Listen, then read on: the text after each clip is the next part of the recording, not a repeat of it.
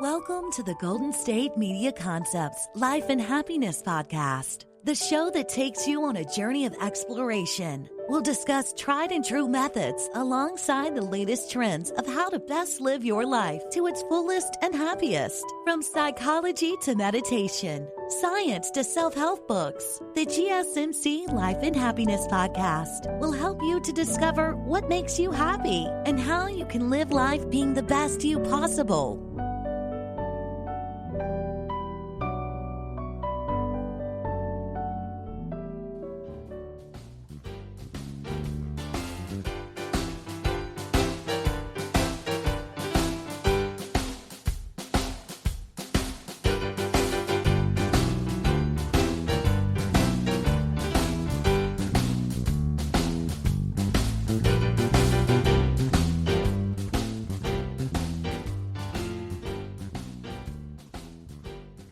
Hello everyone and welcome back to the Life and Happiness Podcast run by the GSMC Podcast Network. I am your host, one of three hosts now, Steven Solorzano, and let's get into this one.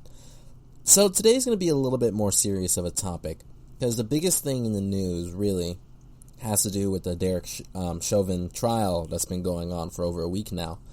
And, well, the reason why I wanted to talk about it is because of certain things that I've been seeing on social media, whether or not people on both sides who want him to be convicted and who want him to be acquitted are getting heated over such determinations, right? There's one video I saw where it's one lady describing that even though, no matter what happens, if he's not convicted with murder, then people shouldn't be surprised when things burn down. And that kind of language is being a lot more heated. So I thought today would be a good day to kind of give a little bit more understanding on why our criminal justice system works the way it works. It's a system which is, I believe, 400 years old. I think it goes back to the 17th century. At least in tracing its roots through us in the United States down back to Britain. And if I were to be 100% honest about it, its roots go back to the Bible. And I'll go and explain how that actually works out and why that's the case. So, question of the day. What do you guys know about criminal cases? About why we have a jury and all those kinds of things. Is it mentioned at all in school? At least for me, I know it wasn't. I would have to go and look for that information myself back then if I wanted to learn about it, like which I did now in college to kind of be able to give this kind of talk. And also with that, do you think it's fair? Well, from what you know, what do you think the criminal justice system as it is fair? And also, at the end of the podcast, I want you to describe what your thoughts are based on what I describe. See if I change your mind, or if you have a new understanding, anything like that. I'd love to hear your thoughts. And so at the end, the last segment today is going to be 7 ways that feelings prevent us from seeing the truth. And that'll be important kind of addition to these kinds of ideas as we go through them, because today's a little bit more of a complex one. And it's good to differentiate myself a little bit more from Jordan and the other hosts. That way my episodes have their own kind of more unique spin rather than talking more like general happiness ideas, right? Okay, so for context, Derek Chauvin is a police officer who was involved in the case of George Floyd, who last year passed away after being in police custody. And the jury is out whether or not it was murder or anything else, manslaughter, or if he overdosed, and that's if he from the fentanyl in the system. And the reason why this is important is because the way the news has portrayed it, we've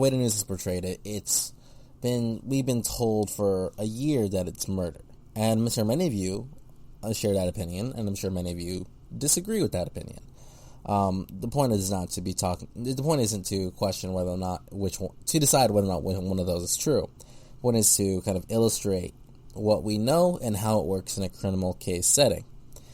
So there are two types of law generally that apply to cases like this. There's either civil law or criminal law.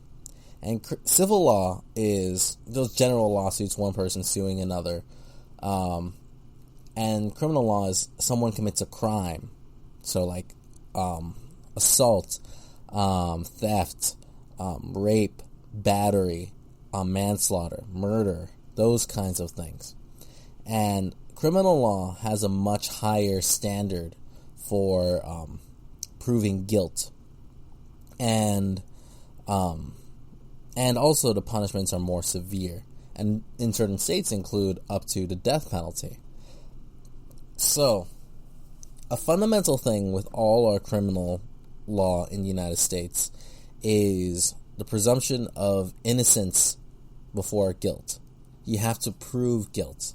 Everyone is assumed to be innocent until shown otherwise. And the reason why that's the case is goes back to the Bible. And the reason why it goes back to the Bible is I'm not sure if it's in Exodus, but I know for sure it should be in Deuteronomy. So when God is describing the punishment for a murderer, he is describing that they shall receive the death penalty. But the only way in which you can actually convict someone of the death penalty is you need to have two or more witnesses to the crime. If you only have one witness, you can't convict. But if you have two witnesses to corroborate, you can convict. And there are lots of assumptions which go in there. One, it's showing how it's a lot harder to get two people to share the exact same story, and it's much more likely that if they have the exact same details, then it happened. And two, it's an assumption that people can make up things, and people will make up things all the time. So if you just have one person telling you something, you have no idea if that's actually the case, you know? So, because you can assume people are lying, because of that, like assuming people are lying, and that you need evidence to really convict someone of something, even though it doesn't say it directly, it's assuming that the person in question who is being tried is innocent. That we don't have any proof to show that he is guilty at first. So we assume that he has done nothing wrong. It's not like before the Magna Carta in Britain, where the king could just throw anyone in jail, really, if he wanted to. That's actually what the Magna Carta helped stop, to give that presumption of innocence before guilt. And another interesting thing about it, this is more of a Cain and Abel story. It's to show how DNA evidence might actually be is useful in court. Is how in the Cain and Abel story, God knows that it's Abel's blood that has been spilt, and in a similar way, we can know when there's blood spilt in a crime, we can figure out who it actually belongs to, and it could tell us pieces of the story, pieces of the truth. That is legitimate evidence there. So, we have this presumption of innocence before guilt. And why is that the case? And the main reason that I can think of is similar to how when I was explaining the idea of freedom of coercion. So, a big assumption in our culture, whether or not you believe it or not, but that it forms a big part of the rules of our society, is the assumption that we are free beings. That every single human being is able to discern between good and evil and decide what they want to do. That means I'm free to choose good and I'm free to choose evil. And I have defined those on a different podcast, so I won't go into them this time. And the case for freedom is, because you'll get all these questions all the time, like, if you know someone is going to do something wrong, then aren't you obligated to stop it? And the case for freedom is always that you don't know. You don't know what was going through someone's mind. Because someone is a free being, you have no idea the thoughts that were in there. Like, let's say you were walking across the street and you're next to the water, like a lake or a beach or something, and someone's drowning in the water. Someone is drowning in the water. And you didn't save them. Maybe, and the question would be, well, then can we punish you for not saving them? And, well, in that case, and in many cases, no. Because we don't know what was going through your mind. You were unrelated to the event. We don't have any reason to believe that you threw the guy in the water. We don't even know if you noticed the guy was in the water. And even if we did, maybe you don't know how to swim. And maybe there was no one out you can ask for help. Like, the thing is, there's so many different factors out it that we can never know what your intentions are. And that you would take, it takes a lot of proof, either your testimony or a preponderance of evidence which shows without a question or doubt what your intentions were in that situation. So here's a big thing when it comes to the law that many people don't like, but I think is the best way to go about it, is that the law is designed to punish wrongdoing. It's not designed, and it should not be used to promote good. In that, I can't punish you for not doing the good thing. I can only punish you for doing the wrong thing. So, in that way, the law itself is designed to command. I can't force you to go and swim and save that person. Society is a different issue. Maybe society can say, okay, you should have gone to go save that person. But on a law standard, the law is not designed to do so. The law is only designed to punish when someone has done something wrong. And that's why we have that presumption of innocence before guilt. Because you have to the point in those criminal standings is to prove intent. We need to show that you had that mindset that you wanted to commit that crime. You had the motivation, and you sought to go do it. And that's also why there are different levels of murder. I've gone into it, where it's first level is intent to kill, but not any specific person. It's like shooting into a crowd and you just kill someone. Number two is second degree is where you do have some kind of familiarity with the person who was there, and maybe you didn't go actively plan out how to do it, but there were reasons there why in a heated kind of moment you killed the guy or girl or whoever it is. And then first degree is it's a personal thing, and you planned out how exactly you would kill the person. And those are all different levels of intent. Since if you notice, we have to prove your intent in the first place. You have to be a part of that. You have to, not only do you have to have the intent, because, people can have the intent to kill each other all the time, like, or joke about it, or that thought passes through their mind, but they also have to be the reason why, the cause of why they passed away. That's the things that need to be in place for murder. And so on top of those things that need to be proven, you also need the witnesses there to actually show kind of what happened with the crime, or the DNA evidence, like I mentioned. A case of this kind of I'm reminded by. I'm thinking of.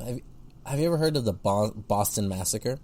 This was an early story of the Revolution. Crispus Attucks was the first person to die in the American Revolution, and he was a black American. And it was started by a crowd agitating a crowd agitating some British officers, and it turned into a mob agitating the British officers.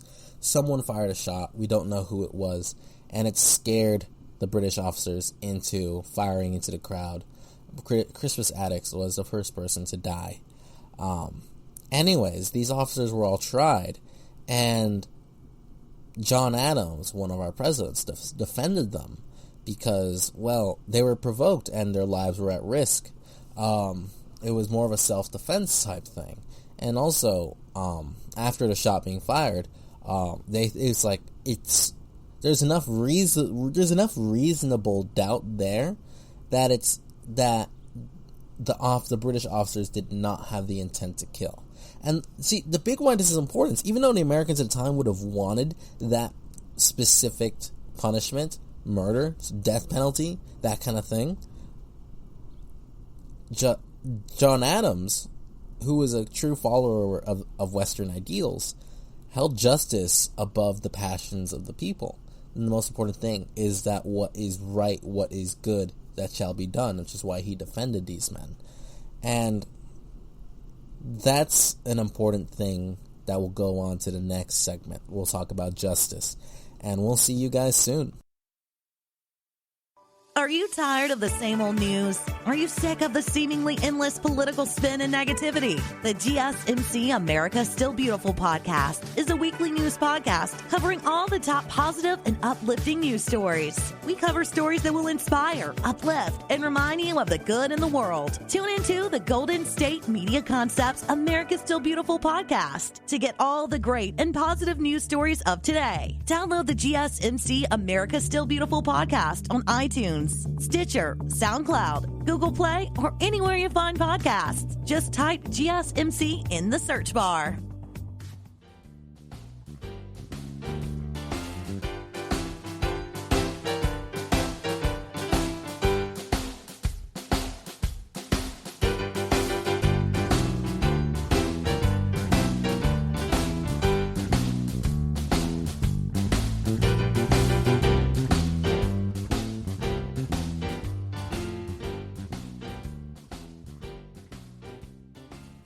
Hello and welcome back to the next segment on the Life and Happiness podcast. This is run by the GSMC Podcast Network, and I am your host, Steven Solorzano, and let's get back into this one. So the theme of today is going to be kind of going into how our justice system works, why it works the way it does. I think that's the biggest thing which needs to be explained, because no one goes over it in school, no one teaches it to you. You have to go kind of look for it and learn it. It's not simple. It's not the most intuitive thing. We kind of just have an idea of how it works and kind of just accept it for that, but it's rare that someone sits down and actually kind of explains that kind of thing. So that's the purpose today, and the last segment to kind of show why it's necessary that it works this way is to show how my 7 reasons that feelings confound the truth and really prevent from the right thing from actually happening. And I kind of want to go into this sentiment now. I was delving a little bit into it at the end of the last segment of what justice is. Just what justice really is in its truest sense. Because we hear lots of different types of justice nowadays. Social justice, racial justice, environmental justice. There's so many. Oh, I've heard reproductive justice. And the problem with that is every time you add a word on top of justice, it's no longer justice. Because what justice means, in its honest sense, is that the right decision was made, that the right conclusion was made, and what it means by right is, how would I put it in the simplest way? So, for whatever event that happens, we understand what the truth is regarding that kind of thing, and the whatever punishment or benefit that fit the specific event was given exactly that. So, like, the punishment fits the crime. And that can only be done honestly and fairly when you care about the truth above all else. And a big part of that assumption of all this stuff is that every single human being is created equal. That when you enter a courtroom, it doesn't matter if you're rich, it doesn't matter if you're poor, it doesn't matter if you're black or you're white or you're brown like me. It doesn't matter if you're a male or a female or whatever you are. And it doesn't matter if you're disabled or if you're a fully able-bodied person. It doesn't matter if you're young, it doesn't matter if you're old. Every single person is held equally accountable to the law, with the only exceptions being children and the insane. For those are the only ones which do not have the ability, or more so like cannot exert their ability to determine what is right and wrong and choose what they want to do in the extent that everyone else will. For as children just simply don't know enough and have not developed enough to have the type of understanding. And the insane, through whatever event that it was, lost that ability. So those are big assumptions. And like I've asserted before, those are assumptions in the culture that we kind of just take for granted without really realizing what they mean. And if you read what the founders wrote when describing these kind of things, or even earlier works, so like if you're ever interested in reading, if you're interested in learning more about why this stuff is the way it is, I'd highly recommend the Bible, and also in regards to English common law, Sir William Blackstone's 4 volumes, because it goes into exactly the same kind of things I'm describing to you now, slightly with a British twinge to it, but it's still the same principles, generally. And these principles, which that everyone is equal, are right there. It's in one of the first few pages, where it asserts that freedom is such a important ideal to the British that even a slave, the second he lands on the shores of the British Isles, he becomes a free person. Doesn't matter what he looks like. It even mentions specifically even a Negro, because that's the words they would use at the time. And it was true in the British Isles. It wasn't true in their colonies. They acted against their own principles. Here's another important lesson that's right here. Just because someone acts a certain way, that doesn't make the principles bad. Either the ideas and the principles are good or they're bad, irrespective of how the person acts, because the person, as we all know, we all fail to live up to our own ideals all the time, and we're not perfect. We will mess up. We will make errors, but it doesn't mean that the truth isn't the truth. It doesn't mean what the good isn't the good. And that's important to kind of lay out there as part of a foundation of this philosophy. So, I guess, for example, with that, here's another story. I don't know if you all know who Rabbi Zacharias was, but if I were to explain it rather quickly, he was a very famous and influential Christian apologist. Basically, he would explain the hardest questions people have about the Bible, and he influenced many people, including myself. He's a very intelligent man. And then after he passed away, it had come out that he had done he had misused some funds from his business for to fulfill certain sexual desires, and it taints his image, yes, and it taints his reputation and his career.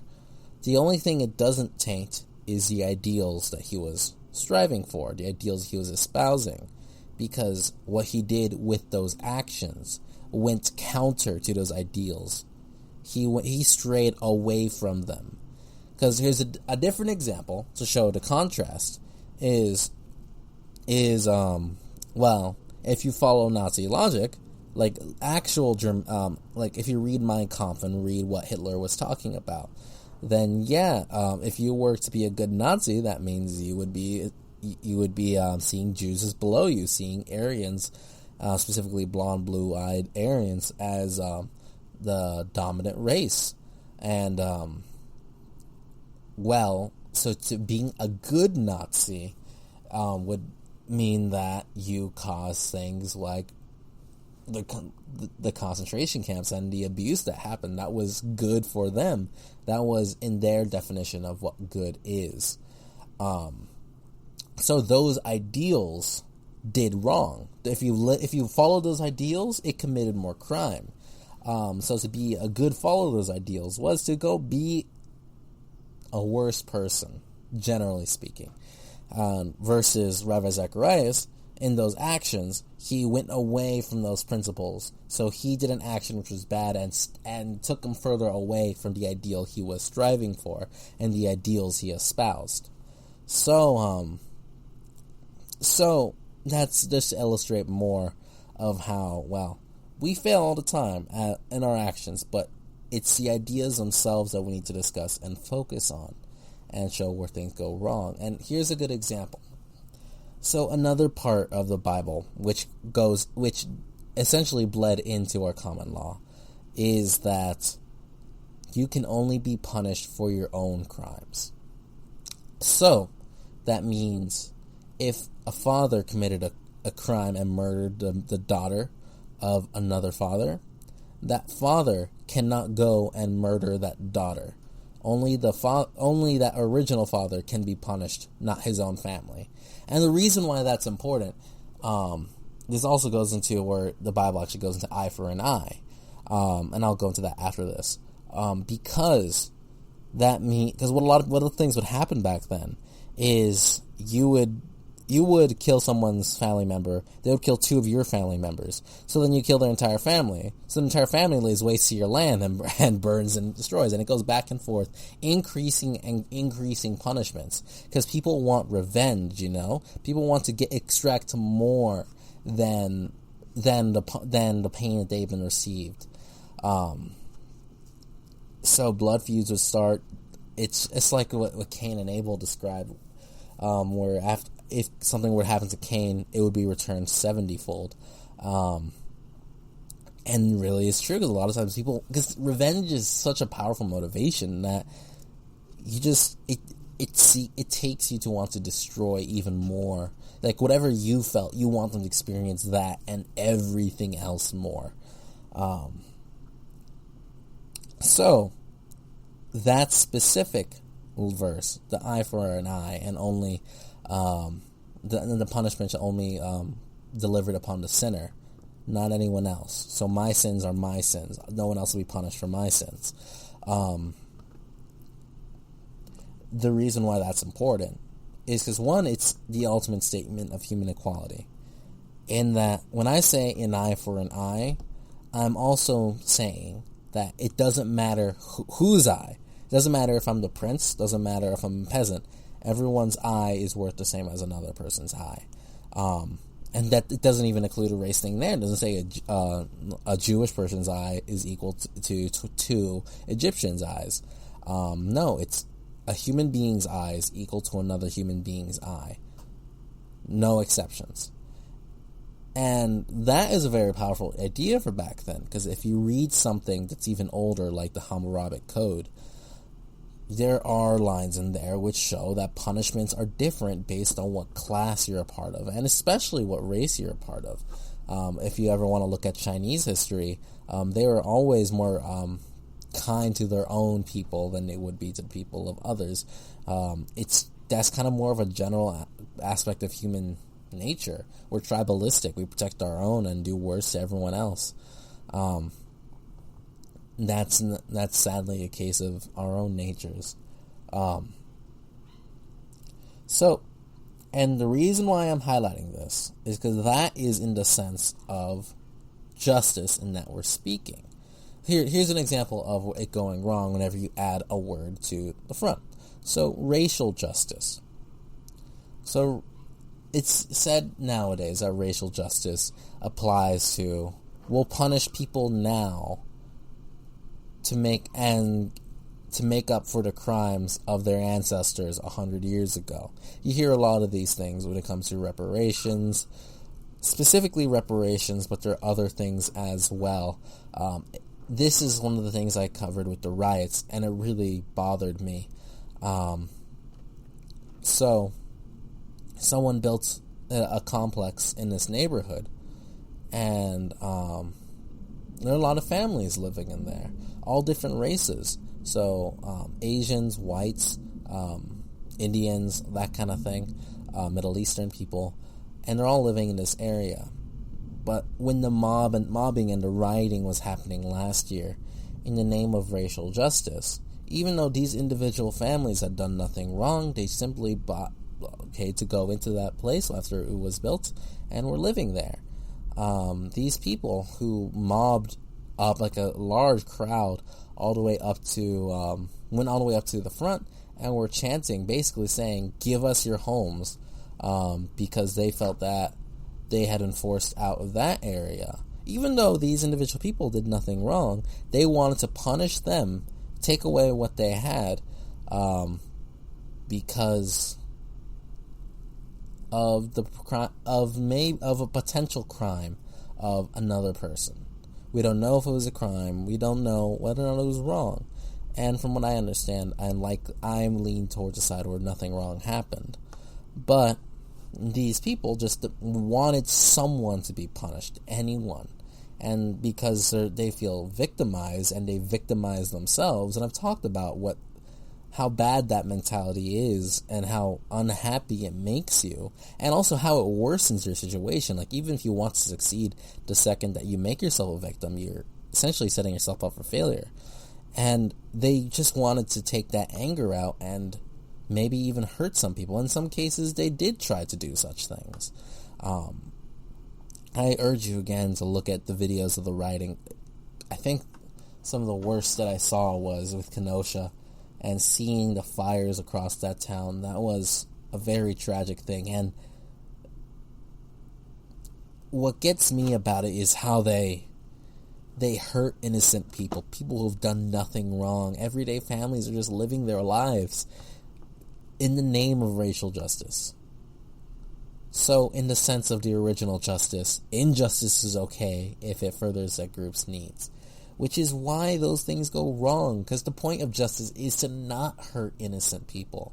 You only hurt the people who committed a crime. Not everyone else.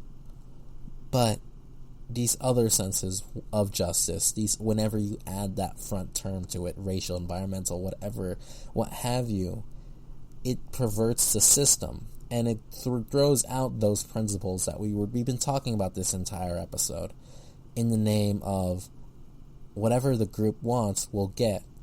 And it's in the name of other senses of justice, which allow me to punish whoever I want to punish. And I'll go more into detail on this with the next segment. And don't forget, the last segment is 7 ways feelings confound the truth. And it's going to really kind of cement all these kind of ideas together. And I'll see you all soon. Tired of searching the vast jungle of podcasts? Now listen close and hear this out. There's a podcast network that covers just about everything that you've been searching. Hey! The Golden State Media Concepts Podcast Network is here. Nothing less than a podcast bliss with endless hours of podcast coverage.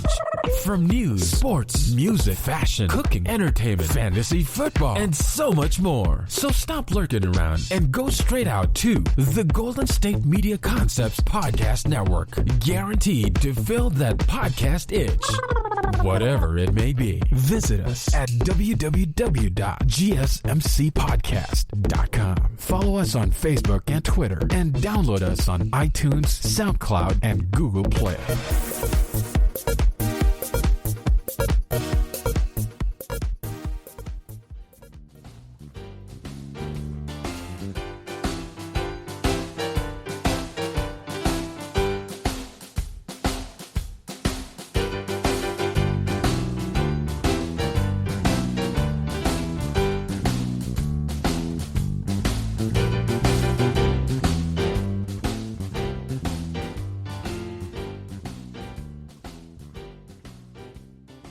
Alright, welcome back to the Life and Happiness podcast, run by the GSMC Podcast Network. I'm your host, Steven Solorzano, and let's get back into this one. So the theme of today has really been trying to understand how our criminal justice system works, what justice is, and all the things that factor into it, and how, well, justice, when you add any other words in front of it, it kind of perturbs the meaning and no longer becomes justice anymore.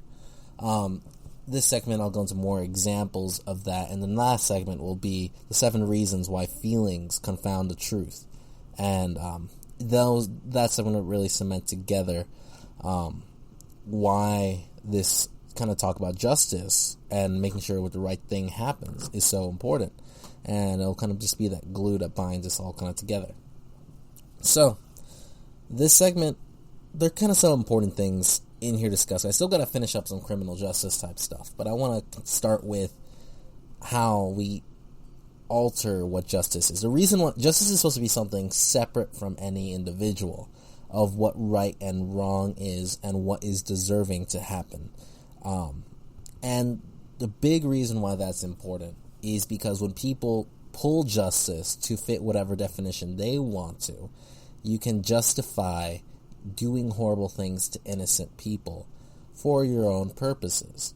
And I have 2 examples that I want to use. One, and I've used this plenty of times, is in Soviet Russia, before many things, the first kind of big massacre which happened was to the kulaks, and those were peasants who, just after serfdom had really disappeared, they had like a small bit of land and were actually being slightly successful. They had enough to buy an ox or 2, maybe enough to pay another hand on the farm, but they weren't doing great by any means. They're like barely scraping by.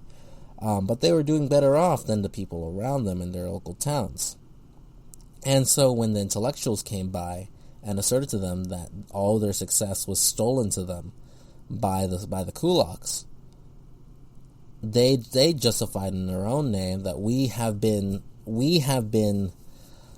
the world has judged us, and the world has given us a bad hand, and because of this bad hand, we can kill you and take what you have. And so they did, and they killed the kulaks and starved millions out in Ukraine, all in the name of their own sense of a class type of justice, social justice. And it's not those farmers didn't do anything wrong. They worked brutally hard lives to have some modicum of success, and because they had success and others were envious of it, they killed them. Another example of this, and let me use a Disney movie. So Scar is the same type of thing. It's ambiguous whether he's the older or the younger brother, but he is the brother of Mufasa, the leader of the Pride out in the beginning of the movie. And, well, because of he wasn't given the leader role, he's bitter, and you can feel that in the movie. He feels like it was robbed from him. He feels that he is better and is deserving of that role more than Mufasa is. That the world gave him an injustice by putting him in the situation that he was. So instead of looking inwards, he put all the blame outwards against the world. And the thing is, when you do that, he, in his own mind, justified, well, because the world screwed me, I can screw the world. And it's okay. He can take what he wants because that's what he rightly deserves. And not whenever someone wants to give it to him, when he wants it at that moment. That's how this essentially worked out. For example, he goes and nearly kills Simba twice, and he gets his own brother killed, and then he starves the whole Pride lands just because they're consuming rampantly, and he's not giving to his own people the lions, he's giving to the hyenas, and all the kind of wildlife is falling apart because he's an embodiment in that story of the person who was bitter, resentful, victimized themselves, and then they went on aggression. And when they had that power over people, everything else was going to hell and going to collapse if it kept going forward. It was only when Simba removed him from power and restored the sense of justice, actual justice, and when right and wrong to the Pride lands, that thing started to go back to what they were before, and people start to flourish again. And so that's kind of highlighting what happens when someone abuses justice for their own gain, and why justice needs to be disembodied from people, in that sense, from right and wrong. Because if we all could, we would use justice to get what we'd want. Because, we act in our self-interest. And if something could be available to us, that's what many people will do. It's very hard to resist those urges, though it's important to resist those urges of when our self-interest wants to go into areas which it would do wrong to other people. So all this is necessary to go back and explain those ideas that we were talking about before. How about the truth is the most important thing in these trials, in these cases, so that we can actually deliver justice, and in criminal cases specifically, it needs to be beyond a reasonable doubt. And another thing is, so the reason why we have trial by jury is, one, it's hard to trust when a judgment is kind of put all in the power of one person. When you have 15 people who can look at the evidence honestly and determine whether or not there is reasonable doubt or not, that's way more powerful. It's a much bigger check. And it's not like the way juries are run in our country. It's not jury of, elites or jury of the poor against one another. It's a jury of that person's peers. So a random selection of people in a similar type of circumstance to that person who was being tried, to understand if that person actually did commit something wrong, or if he is innocent. The best person would be people who are closest to their shoes. And here's one thing in regard to the truth. It's hard for one person to find it exactly, because we all have our own biases, our own inclinations, that kind of thing. But when you have more and more people who figure out kind of the same conclusions based on the same evidence, you kind of minimize all the individual bias that you have with the more people that you have who are coming to that kind of same conclusion. That's where I kind of developed the idea of, or I've explored the idea of meta-truths for you guys, where the things which are most true about people, I think, are the things which show up in our stories, and the oldest stories, the ones which have been passed on for thousands of years, and people still relate to them. And it's not like one group of people wrote it, it's people all across the world wrote these types of things,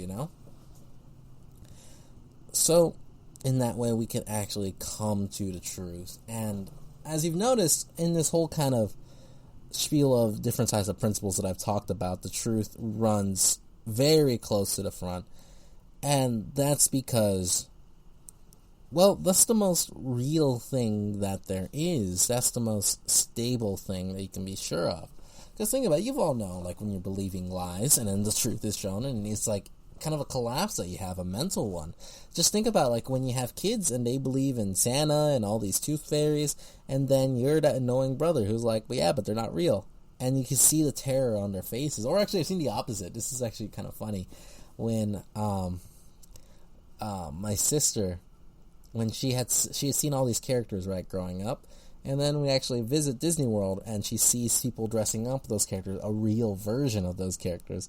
It freaked her out, because she thought it was fantasy, but no, it was reality in that moment. See, that's the thing what the truth does. If you don't have your values or your ideas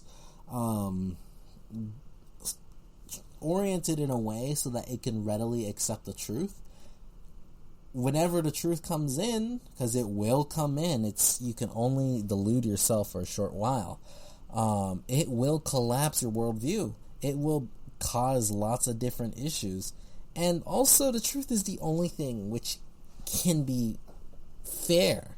Because if everything's feelings-based, how do you tell who's right and wrong? How do you know my feelings aren't authentic?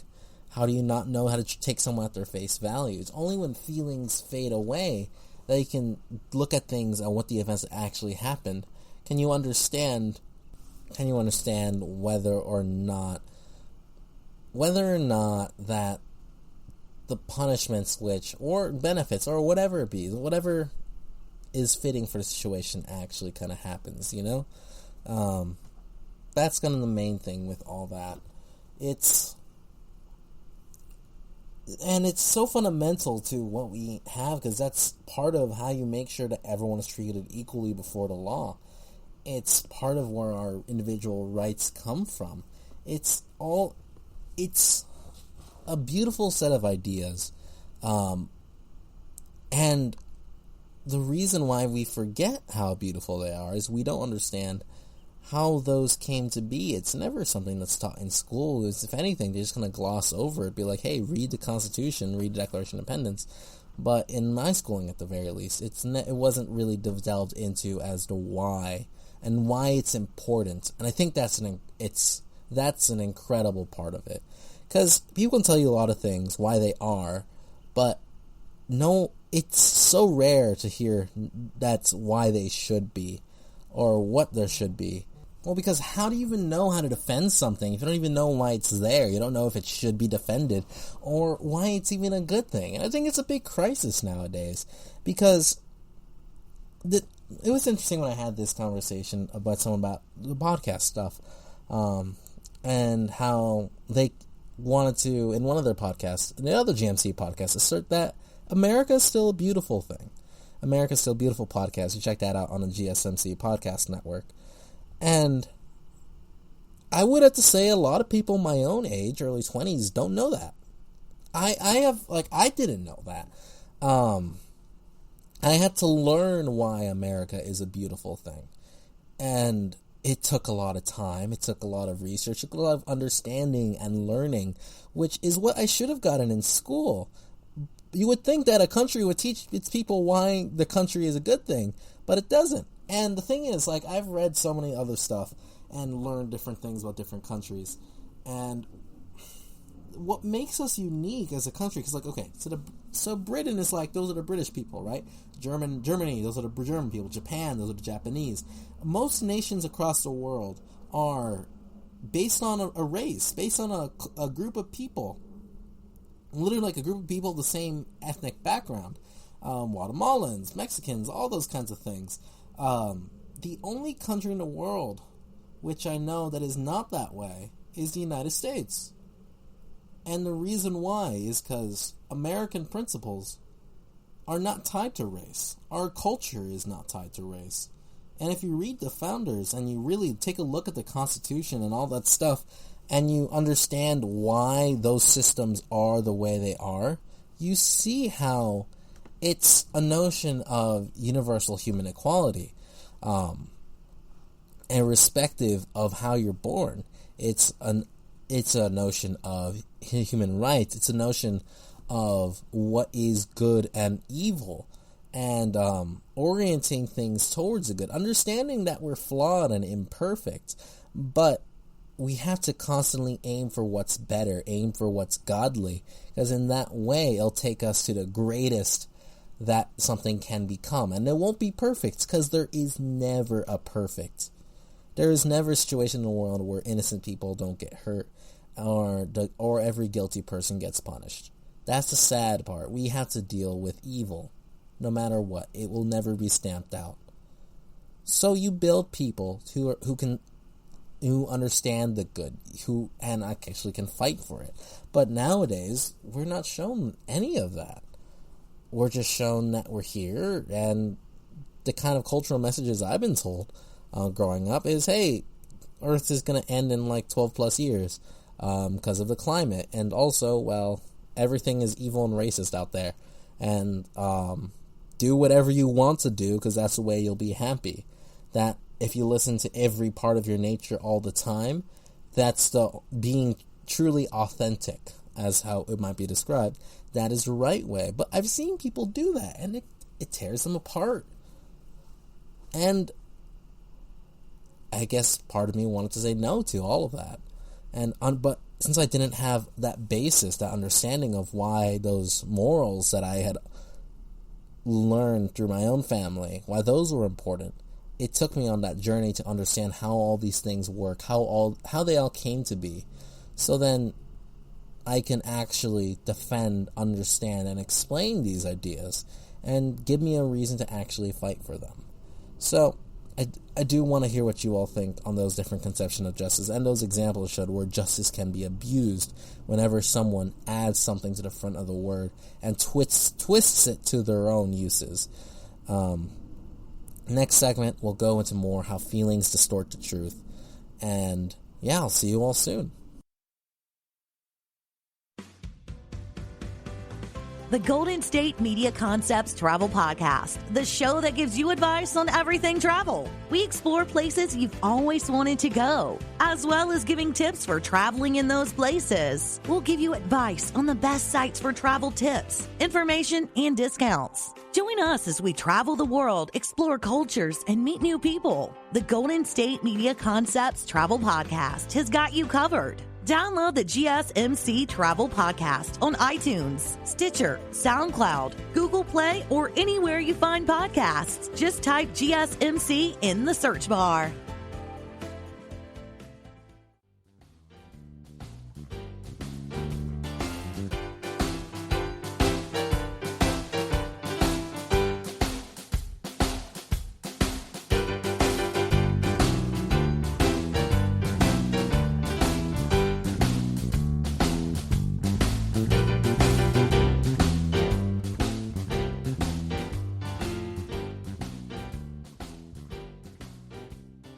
Alright, welcome back to the Life and Happiness Podcast run by the GSMC Podcast Network. I'm your host, Steven Solorzano, and let's get back into this one. So, the whole theme today has been about justice. How our criminal justice system works, why it works the way it does, with the presumptions that go into each kind of criminal case. And then also breaking down how justice is abused by people, what justice really means, and why justice is the way it is. And this final segment is kind of trying to illustrate more why justice goes hand in hand with the truth. If you ever have looked at the image of justice that we have, I think it's on top of Congress, and I think it's also within the Supreme Court. Justice is blind. Justice doesn't see anything about you. Justice just is. In one hand, it has the sword, and the other hand, it has the scales. And the reason why it needs to have a sword is because, justice needs to have force behind it. There are no punishments when it comes to justice, and justice is meaningless. It doesn't matter that there are rules. If those rules aren't enforced, then it's the same thing as those rules not being there. And the scales, really determine because the punishment which is delivered needs to match the weight of what was done. That's also what we get from an eye for an eye. It means you can't go overboard. It needs to, whatever punishment it is, needs to match the crime. And once you go overboard or underboard, it's unjust. And the final thing you may not notice is justice is always a beautiful woman, and she's elegant. She's not unrefined. Her hair is well done always, and she's in a beautiful Greek dress. I think it's a Greek dress, and the reason is justice in its most honest form is something beautiful. It's amazing, and it benefits everyone. It keeps everyone fair, holds everyone accountable, means if we have a good justice system, then the people who would want to go around and abuse you, take advantage of you, they're held accountable. And that fear of being held accountable is what keeps people in line. It's good to have a healthy dose of fear for the law, healthy dose of respect. So, to these 7 reasons. The first thing is that, suggestions are all that's necessary to kind of twist the way you see something. For example, just something simple, like if audio is kind of weird, like if it's not the best quality, someone just needs to tell you what they think they hear, and you'll imagine that you'll hear it too, because your brain is looking for that now. And a similar kind of thing, if you remember, it's dressed black and blue or white and gold, and it just depended on a big part of that was what people suggested to you, what you would see. Remember, we see what we want to see. We see we like print our values out onto the world. So that's a big thing which influences us. So our own individual lenses can just straight up block us from seeing what really is there right in front of us, even though it should be obvious, right? Another thing, number 2, the tone of someone's voice is all that's necessary, really. It's kind of twist what you want to hear from someone. Someone could give you the exact same pitch to buy something or to do whatever, and you can have one that's monotone, one that's like angry kind of toned, and then one that's kind, lighthearted, understanding. And those create effects on people, on what you believe is there that's true. And you know what? It could all be the exact same system. The system could be horrible, but because that tone of voice alters the way you viewed that system, the decision that you'll make will be different, right? And that's such a big, important thing. If you don't emphasize in truth and you emphasize those feelings, then all you need is someone sweet sounding and professional looking to come then and abuse you. If there is no justice able to hold them accountable, then we'll produce more and more of those types of people. Another thing with feelings and why distorts the truth is it feels good to kind of listen to your feelings. Like, here's one that comes to mind. It's like when we're trying to watch our figures, right? And you see all these things that's like you really want to eat. They look really tasty. You didn't know they're fattening. The way you put it to your mind is like, no, I'm just not going to think about it. I'm going to forget all the bad things, the truth about what's going to happen by me eating this. I'm just going to focus on the good feeling that I get from putting this inside me. It feels good to give in to your own passions, to your own nature, those emotions. It feels exhilarating. It feels so pleasurable. But the thing is about those things, like I've talked about so many times, it's almost a lie. It's there, but it's fleeting. It doesn't last. You'd have to keep consuming over and over, and the more you consume, the less powerful the sensation is. So then you have to consume more to feed the exact same high that you had before.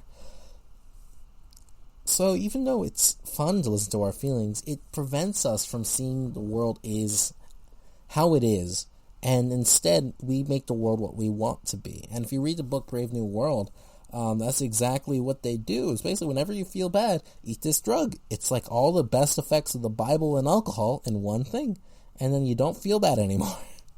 You're somewhere off relaxing in your own mind on a trip to the Bahamas, whatever it would be. But that was the point. The point was to escape reality, to escape the pain which is really there, and just give in to that base nature. So number 4, tensions rise when you just go on feelings. Because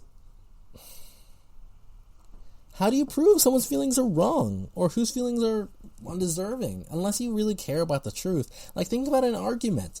Like, here's how I would do it for all my arguments and relationships that I've had. I always go and think about, what did I do? Did I do something wrong? I know I'm hurt. I know I'm feeling angry, but I want to know if my anger is justified, if I have a reason to be this way, if I was wronged. Because you know what? Little things, like I mentioned this, like some people get angry if you open the door for them. And even though it's a kind gesture, you have no idea to assume that you have no reason to assume that the person was doing it to be mean or anything like that. It's only if you take it that way that you can turn that little thing into a big mess. And if everyone is off by their feelings, the tensions will be high all the time. Because the thing about feelings, like we've been talking about, they need to be satisfied at every single moment, or else the good pleasure that we feel from them goes away. And the thing about reality is, we can't twist it to what we want it to be. If you keep trying to believe that a wall isn't there, but you keep running into it, you're going to be hurting yourself every time you run into the wall, no matter how much you twist it. And if everyone's doing that, then it's your vision of the world against my vision of the world, against someone else's vision of the world, and tensions are high all the time because each one of us wants to make sure that our own visions of the world are right. But if mine is right, that means yours isn't. And that just makes more conflict. And that all feeds into what number 5 is. And that is relationships worsen. Your relationships to others, your relationships to friends, all those kinds of things. They all kind of just suffer for it. It's sad to see what happens when all that is the case. It's like, actually, here's a good example. So, there are some colleges which teach the philosophies counter to the philosophies that I agree with. This would include critical theory. This would include Marxism. This would be essentially stuff which accentuates the idea of the authentic self, of my reality is reality that I want it to be, and I need everyone else to agree with that reality. And I have a friend who's kind of fallen for that. And, well, he doesn't want to talk to me because I mean him no harm. Whenever we used to have discussions all the time on philosophy, history, whatever it would be. And for me, it's always been the truth as my highest ideal. But the thing is, when you point out the truth, you can be wrong. And he's wrong a lot of the time. And he just doesn't like being wrong. So instead of letting go of his ego, letting go of his feelings, and deal with the truth, he's then turned to rejecting the truth and attacking anyone who would accept the truth as the highest ideal. And now I don't really have a great relationship with him because of that kind of sentiment that he's developed, because he wants to put his feelings above everything else. It doesn't matter if reality is saying no, but because of that, he just, if I disagree with anything that he does, doesn't matter what it is, anger is what'll be there. And that's the problem with it. It makes every relationship worse, makes everything fake, because you can't be real with someone. Because in all honesty, every relationship is going to deal with things that you don't like about someone. With your parents, your friends, with your siblings. Every single relationship has that. You're not going to agree with what everyone does. Why would you ever think you would? We're all people. We're all unique. We all have our own ways, our own natures. Why would you put in out of your head that we're all like the same and we should agree on everything? Because that's like so far from reality that I don't even know how you would come up with that idea. And you just lose people that way, in both ways. Whenever the thing about people who keep the truth as their highest ideal is everyone hates you, and people who have the feelings as their highest kind of ideal in whatever form that takes. They hate everyone who doesn't agree with them. That's the thing that comes from that, sadly. And the final thing, I think this is the most important thing. When you listen to your feelings, it justifies violence to other people. It actually does. Because you know what? That's exactly what a bully does. A bully has that certain image of themselves, that image of what they want, and they will enforce that image, either through physical force or through emotional violence. Think about those gaslighting relationships. It's one person constantly making the other person doubt themselves and keep them, you trying to blind them from the truth and isolate them from everyone else who would point out the truth to them, so you can twist their reality to what you want it to be. These are bullies. It's not good. It's not a good thing to do. Once you allow us to be pulled away from pointing out the truth where it is and making that a good thing, well, like I mentioned in another video, you can justify things like murder. I recommend you reading the Columbine killer. I forgot his name. He has his journal. The thing about his journal is that you see his justifications for doing incredibly violent things to innocent people, and that he wants to do it. His feelings are pointing him that way and pulling him away from the truth of the situation, that he's doing something horrible, he's doing something vile. Or, in his case specifically, maybe even darker, that he knows that and wants to do it anyways. It's just... And it also breeds that kind of arrogance and removes the humility, which is so important for dealing with anything, for growing, for making things new, making things better. That's the sad case of it all, but that's really what feelings do. I'll go back to the Nazi Germany example. They used their feelings to justify that abusing the Jews and the Gypsies and all these other people. It wasn't irrational. It wasn't a rational kind of belief system. It was even though people would point out that the Jews didn't do these horrible things to put the Aryans in the situations that they were in, they just did it anyways because it made them feel better. And that's the biggest thing. Just because you feel good doesn't mean that something is good. Just because it feels like justice to you doesn't mean that it is justice. Those are two different concepts. And if we don't reinforce those, then we create situations where people can go loot and burn countless cities like they did last summer, and maybe we'll do this summer again, and feel that it's a good thing. That's the thing which bothers me the most. When someone actively goes out and hurts another person, and they have a smile on their face because of it. Those are the ones I want to stand against. But yeah, I think I've taken this idea as far as can go in this episode. So I wonder what your thoughts on all that are. Comment below, and really I would like to have this kind of discussion with you all. Share, please give it a share. Let these ideas spread with more and more people. Give us a 5-star rating at Apple Podcasts, Spotify, Spreaker, wherever you listen. Like and subscribe on YouTube, and check out the other GSMC podcasts too. So I hope you all have a good one. This is Steven, signing off.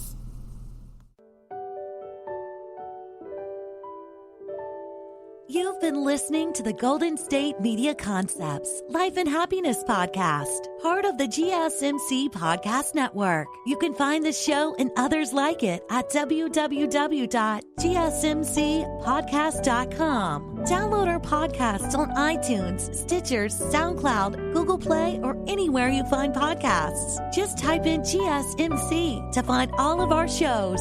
From the GSMC Podcast Network, from sex and relationships to health and wellness, life and happiness, and even weird news. You can also follow us on Twitter and Facebook. Thank you, and we hope you have enjoyed today's episode of the Golden State Media Concepts Life and Happiness Podcast.